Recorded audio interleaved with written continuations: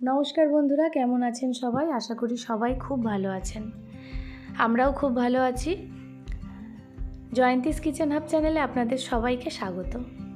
বন্ধুরা, এটা যেহেতু শ্রাবণ মাস, তাই শ্রাবণ মাসের একটি স্পেশাল নিরামিষ রেসিপি আপনাদের জন্য আজকে শেয়ার করছি।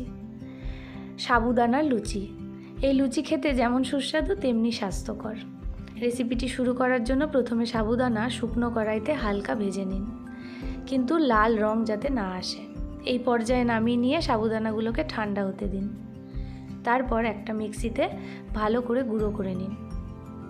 এরপর একটি পাত্রে সাবুদানার গুঁড়ো, ময়দা, নুন আর সামান্য পরিমাণ চিনি আর একটু গোলমরিচের গুঁড়ো দিয়ে দিন। এরপর সাদা তেল দিন। সাদা তেল দিয়ে ভালো করে মেখে নিয়ে তারপর উষ্ণ গরম জল দিয়ে আমরা আটা ময়দা যেভাবে মাখি সেভাবে মেখে নিন।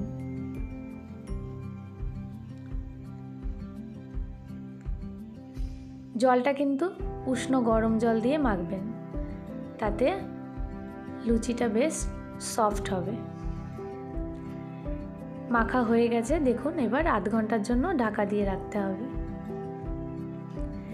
এরপর আধ ঘন্টা পর ঢাকা খুলে দেখুন বেশ নরম হয়ে এসেছে। এরপর লিচি কেটে আমি বেলে নেব। তবে এক্ষেত্রে একটা কথা বলি, বেলতে গেলে দেখবেন ধারগুলো ফেটে যাচ্ছে। চিন্তার কোনো বিষয় নেই, যেহেতু সাবু দিয়ে বানানো তাই এরকম হবে। এরপর একটা বাটি দিয়ে এইভাবে গোল করে কেটে নিন, তারপর গরম তেলে ভেজে নিন। লুচিগুলো কিন্তু খুব একটা বেশি ফুলবে না, হালকা ফুলবে। উল্টে পাল্টে ভেজে আমি সার্ভ করে দেব। আপনারা নিরামিষ যে কোনো তরকারি দিয়েই খেতে পারেন। দেখুন আমার ভাজা হয়ে গেছে। আমি সার্ভ করে দিয়েছি গাঁটি আলুর ঝোল দিয়ে।